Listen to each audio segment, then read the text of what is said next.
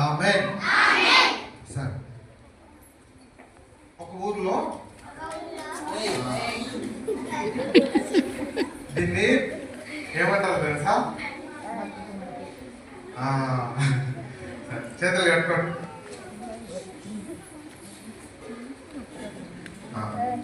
ఒక ఊర్లో ఒక 12 years బాబు ఉన్నాడు. ఒక 12 years బాబు ఒకరోజు కూర్చొని ఆడుకుంటా ఉన్నాడు.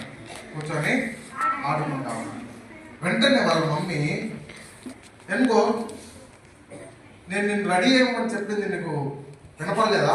నీకు అర్థం కాలేదా? టైం అయింది, నువ్వు ఇంకెందుకు రెడీ కాలేదు అని అడిగింది.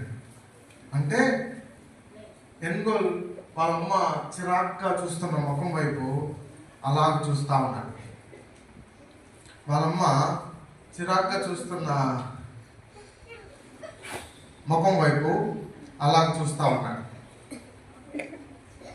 చూస్తా ఉంటే వాళ్ళ అమ్మ నింది, సరే నేను చెప్పింది వినపడలేదు, నీకు చెవులు పనిచేయడం లేదా అని. అంటే ఎందుకు మా మమ్మీ ఇట్లా మాట్లాడుతుంది అంటే, సరే నేను చెప్పేది వినలేదు, ఊర్లో మాట్లాడుకుంటున్నారు కదా, ఆ మాటలు ఏమి నీకు వినపడలేదా అంటే, లేదు అన్నట్టు తల ఊపుతున్నాడు. లేదన్నట్టు తల ఊపితే వాళ్ళ మమ్మీ దగ్గర ఒక అంకుల్ ఉన్నాడు. ఆ అంకుల్ ఏమన్నాడంటే, చెవులు పెట్టుకొని ఉంటే సరిపోదు, చాట చెవులు పెట్టుకుంటే సరిపోదు, చెప్పేవి కూడా వినాలి అని ఎన్గోల్ను ఆ అంకుల్ తిట్టినారు. తిడితే ఇప్పుడు ఎన్గోల్ ఏమంటున్నాడంటే, ఇంతకు మీరు దేని గురించి మాట్లాడుతున్నారు అంటే, ఎన్గోల్తో వాళ్ళ మమ్మీ అనింది, మన ఊరికి ఒక ఆయన వస్తున్నాడు, ఆయన ఈరోజు వస్తాడు. ఆయన ఏం చేస్తాడంటే, ఆయన దగ్గర కొన్ని నీళ్లు ఉన్నాయి. ఆ నీళ్లు ఎవరికి ఇస్తే వాళ్ళ రోగాలు పోతాయంట. అలాంటి ఒక ఆయన మన ఊరికి వస్తున్నాడు. ఆ వాటర్ పేరు ఏంటంటే వండర్ వాటర్. ఏం పేరు? Wonder water. కేజీ వాళ్ళు సైలెంట్ కొనండి, జూనియర్స్ పలకండి. ఏం పేరు? Wonder water. ఆ వండర్ వాటర్ అతని దగ్గర ఉన్నాయి. ఆ వండర్ వాటర్ ఎవరికైతే ఇస్తాడో వాళ్ళకి ఏమైతుంది? రోగాలుంటే రోగాలు పోతాయి, ఏమి బాధలు ఉంటే ఆ బాధలు పోతాయి అని ఎన్గోల్కి చెప్తే, ఎన్గోల్ అన్నాడు, నేను యేసు ప్రభువుని నమ్ముకున్నా, అలాంటివన్నీ నేను నమ్మను. ఎందుకంటే ఇట్లా అబద్ధాలు చెప్పి మోసాలు చేసే వాళ్ళు చాలా మంది వస్తారు, కాబట్టి నేను ఇలాంటి మాటలన్నీ నమ్మను అని ఎన్గోల్ చెప్పినాడు. ఎన్గోల్ చెప్తే ఎన్గోల్ దగ్గర ఉన్న వాళ్ళ అంకుల్ అన్నాడు, మేమందరం పోతున్నాం, మా అందరికంటే నీకు ఎక్కువ తెలుసా అంటే, మీ అందరికంటే నాకు ఎక్కువ తెలియదు, కానీ ఆయన మాత్రం అబద్ధమని చెప్తారు. ఎందుకు చెప్తానంటే, బైబిల్లో జీవజలము నేనే అని యేసు ప్రభు వారు చెప్పినారు. ఏమని చెప్పినారు? జీవజలము నేనే అని యేసు ప్రభు వారు చెప్పినారు. ఈ జీవజలము యేసు ప్రభు అయినప్పుడు, యేసు ప్రభు కాకుండా ఇంకొకరు వచ్చినారంటే అది జీవజలం కాదు కదా అన్నారు. దానికి ఎన్గోల్ వాళ్ళ అంకులు ఏం మాట్లాడలేదు. దాని తర్వాత మళ్ళీ అడిగినారు, సరే జీవజలమును యేసు ప్రభు వారు ఫ్రీగా ఇస్తారు. ఆ ఫ్రీగా ఇచ్చినట్టు ఈ వండర్ వాటర్ ను కూడా ఫ్రీగా ఇస్తారా అని అడిగితే, అదేమో మాకు తెలియదు అని ఎన్గోల్ వాళ్ళ తల్లి, ఎన్గోల్ వాళ్ళ అంకులు చెప్పినారు. చెప్పిన తర్వాత, సరే మేమైతే బయలుదేరుతున్నాము, నువ్వు వస్తున్నావా లేదా? మాటలు వినపడుతున్నాయి. ఇంకా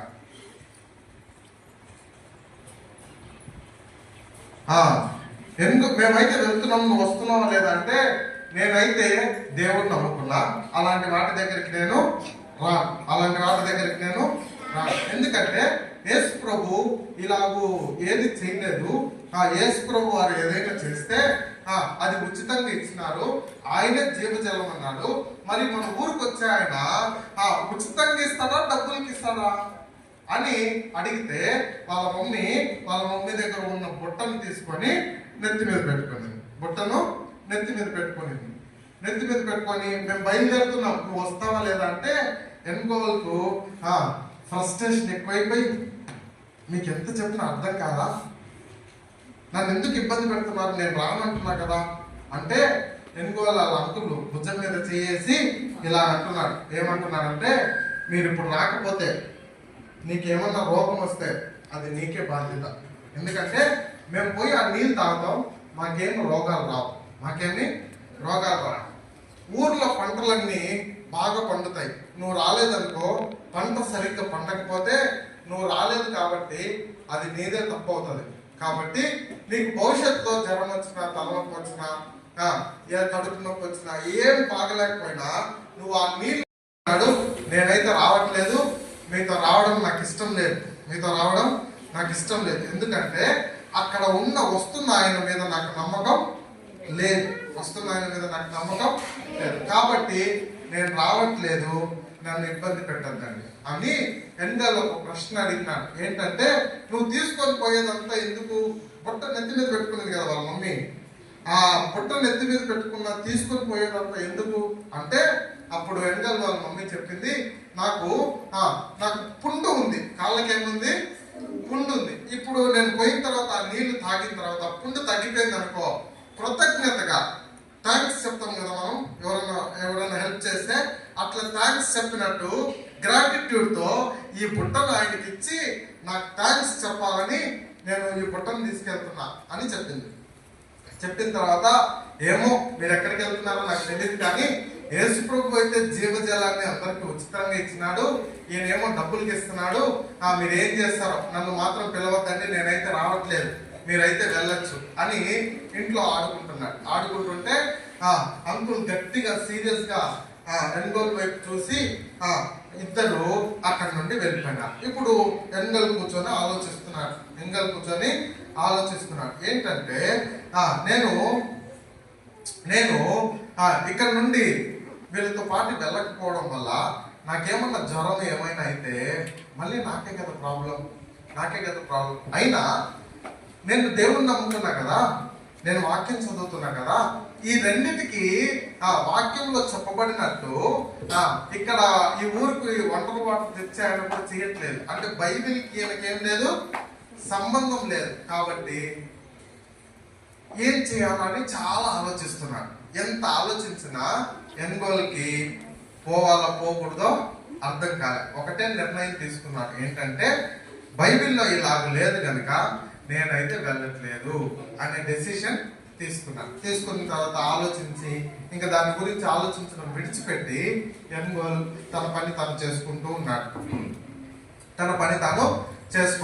తర్వాత ఒక రోజు ఒక 3-4 రోజుల తర్వాత ఎన్గల్ వాళ్ళ అమ్మ, ఎన్గల్ వాళ్ళ అంకులు తిరిగి ఇంటికి వచ్చినారు. ఎన్గల్ ఆడుకుంటూ ఏంటి డోర్ శబ్దం వచ్చిందని డోర్ వైపు చూస్తే వాళ్ళ మమ్మీ వాళ్ళ అంకుల్ ఇంట్లోకి వచ్చిన తర్వాత ఎన్గల్ని వాళ్ళ మమ్మీ వాళ్ళు ఏం మాట్లాడించట్లేదు, ఎందుకంటే సైలెంట్గా ఉంటున్నారు. ఎన్గల్ ఏం చేసినాడంటే, వాళ్ళ మమ్మీ కాళ్ళకు పుండు ఉంది కదా, ఆ పుండు బాగా అవ్వాలని వెళ్ళింది కదా, ఆ పుండు వైపు చూస్తున్నాడు, మానిందా లేదా అని.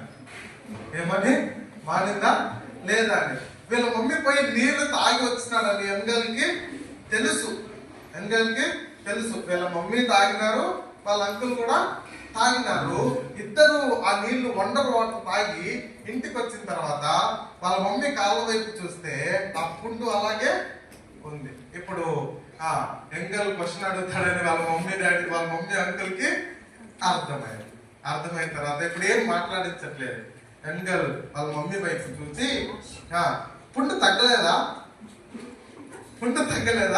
అని అడిగినాడంట. అంటే వాళ్ళ మమ్మీకి ఏం చెప్పాలో అర్థం కాక, నువ్వు థ్యాంక్స్ చెప్పడానికి బుట్ట తీసుకొని పోయినావు కదా, ఆ బుట్ట ఇవ్వలేదా అని అడిగినాడంట. అంటే ఆ నీళ్లు ఏమో నమ్మబుద్ధి కావట్లేదు, ఆ నీళ్ళల్లో ఏం లేదు, నిజం లేదు, కాబట్టి వాళ్ళందరూ చెప్పుకుంటున్నారు కాబట్టి నేను కూడా వెళ్ళినాను. కానీ ఆ నీళ్లు తాగడం వల్ల నా కాళ్ళకి పుండేమి తగ్గలేదు. అందుకే ఇవ్వాలనుకునేది కూడా ఇవ్వకుండా ఇంటికి తీసుకొచ్చిన. అది నాకు ముందే తెలుసు, అందుకే నేను రాలేదు అన్నాడంట ఎంగల్. ఎందుకు ఎంగల్ ఈ మాట చెప్పగలిగినాడంటే, ఎంగల్కి వాళ్ళ ఫ్రెండ్ పర్క్ అని ఒక వ్యక్తి ఉన్నాడు. ఏం పేరు? పర్క్ అనే ఒక వ్యక్తి ఉన్నాడు. అతడు ఎంగల్కి యేసు ప్రభు గురించి చెప్పినాడు. మిషనరీ హాస్పిటల్ దగ్గర యేసు ప్రభు గురించి చెప్పినాడు. యేసు ప్రభు గురించి చెప్పి యేసు ప్రభు ఎలాగూ దేవుని ప్రజలైన వారికి, శిష్యులకి ఎలాగున జీవజలమును ఉచితంగా ఇచ్చినాడో అవన్నీ ఎంగల్కు పర్క్ అనే వ్యక్తి చెప్పినాడు. అందుకు ఇప్పుడు ఎంగల్ ఏం చేయలేదు, ఇలాంటి మోసానికి పడిపోలేదు. అందుకే మనం దేవుని వాక్యమును బాగా తెలుసుకుంటే మన ఊరికి ఇలాంటి మోసగాళ్ళు వచ్చినప్పుడు మనము పడిపోం. ఊరు వాళ్ళందరూ చెప్తుంటే, మీరు ఎప్పుడన్నా చూసినారా? గొర్రెలు చాలా పోతా ఉంటే ఒక గొర్రె దాటింది అనుకో, అన్ని గొర్రెలు దాటుతా ఉంటాయి కదా, చూసినారా? అది కరెక్టా కాదు, గొర్రెలన్నీ ఆలోచించవు. మనం అట్లా ఆలోచించకుండా ఉండకూడదు.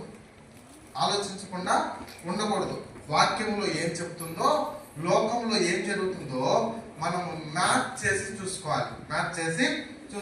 అట్లా చూసుకోవాలంటే మనం ఏం చేయాలి? దేవుని వాక్యమును బాగా చదవాలి. BBS లో చెప్పే లెసన్స్ ని బాగా వినాలి. తర్వాత ఆంటీ వాళ్ళు చెప్పే కంఠత వాక్యాన్ని బాగా నేర్చుకోవాలి. అప్పుడు ఊర్లో ఇలాంటి మోసగాళ్ళు వచ్చినప్పుడు మనం ఏం చేయము, మోసపోం. లోకంలో దేవుని ప్రజలైన వారిని మోసం చేయడానికి చాలా మంది ఇలాగ వస్తారు. అయితే యేసు ప్రభు దేవుడు కాదని చెప్తారు, యేసు ప్రభుని నమ్ముకోకూడదని చెప్తారు, యేసు ప్రభు కంటే మా దగ్గర మంచిగా ఉన్నాయని చెప్తారు. అవన్నీ అబద్ధం. ఎందుకంటే యేసు ప్రభు దగ్గర అన్నీ ఉన్నాయి. మనం ప్రార్థన చేసుకుంటే దేవుడు మనకు స్వస్థతను ఇస్తాడు. ఆ వండర్ వాటర్ మనకు అవసరం లేదు కదా. యేసు ప్రభు దగ్గర ప్రార్థన చేసుకుంటే ఎలాంటి సైతాన శక్తుల నుండి మనం విజయం పొందగలుగుతాం. చేతికి తాళ్ళు అవసరం లేదు. యేసు ప్రభు దగ్గర ప్రార్థన చేసుకుంటే మనకు భయం పోతుంది. మళ్ళీ చేతికి ఒకటి, నడుపుకి ఒకటి మనకు తాడు అవసరం లేదు. కాళ్ళకి తాళ్ళు, చేతులకు తాళ్ళు, మెడకి తాళ్ళు మనకు అవసరము లేదు. ఎందుకో తెలుసా? యేసు ప్రభు మన భయాన్ని పోగొడతాడు, మన వ్యాధిని పోగొడతాడు, సాతాన శక్తుల్ని దేవుడు పోగొడతాడు, విజయాన్ని మనకి ఇస్తాడు. కాబట్టి ఇలాంటి తాళ్ళన్నీ మనకు అవసరం లేదు. ఎందుకు తెలుసా? వాటికంటే స్ట్రాంగ్ అయిన దేవుడు మనతో ఉన్నాడు. అందుకే మనం ఎప్పుడు ఏం గుర్తు పెట్టుకోవాలంటే, మనం యేసయ్య బిడ్డలమైతే యేసయ్య మనలో ఉంటాడు. అప్పుడు చెప్పండి, నాలో ఉన్నవాడు లోకంలో ఉన్న వారి కంటే గొప్పవాడు. వాయిస్ వినపడట్లేదు. నాలో ఉన్నవాడు లోకంలో ఉన్న వారి కంటే గొప్పవాడు. కాబట్టి నాకు వండర్ వాటర్ అవసరం లేదు, కాళ్ళకి చేతులకు తాడు అవసరం లేదు, మెడకు నడుముకు తాడు అవసరం లేదు. నేను యేసయ్య బిడ్డను, యేసయ్య నాలో ఉన్నాడు. ఎలాంటి వాటి కంటే కూడా యేసయ్య గొప్పవాడు, చాలా శక్తివంతుడు. కనుక నేను లోకంలో జయించున్నాను. ఈ మాట ఎంకలు వాళ్ళ అంకుల్కి, తర్వాత వాళ్ళ మమ్మీకి చెప్తాను. అందుకే మనం దేవుని వాక్యమును బాగా తెలుసుకుంటే ఇలాంటి మోసాలకు మనము పడిపోము. ఊరోళ్ళందరూ పోతున్నారే, మనము పోము. కాబట్టి ఇలాంటి తీర్మానం కలిగి మనం లోకంలో జీవించాలి. మనం పెద్ద అయ్యే కొద్దీ లోకంలో చాలా ఇలాంటి మోసం చేసే వాళ్ళు వస్తారు. అలాంటి మోసాలకు మనము పడిపోకూడదు. ఎందుకంటే యేసయ్య మనలో ఉన్నాడు. అందరికంటే యేసయ్య శక్తిమంతుడు. కాబట్టి దేవుడు మనకు అన్నింటిలో విజయం ఇస్తాడు. రండి, మోకాళ్ళ మీదకి ప్రార్థన చేసుకుందాం.